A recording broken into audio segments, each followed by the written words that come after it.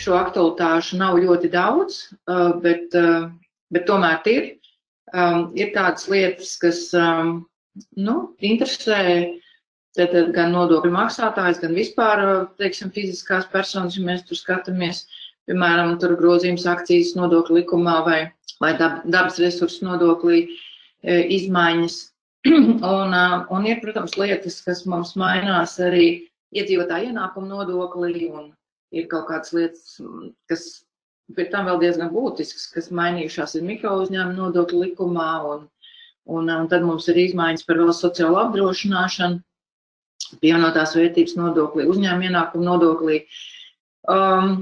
Visas šīs izmaiņas, varbūt, kā es tev teicu, nav ļoti apjomīgas, bet ir lietas, teiksim, uz ko būtu jāvērš uzmanība un kas būtu jāievēro.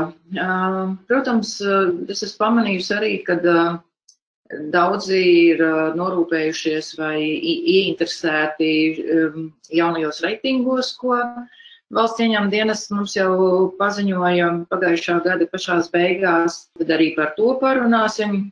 Jā, un tad par visu pēc kārtas.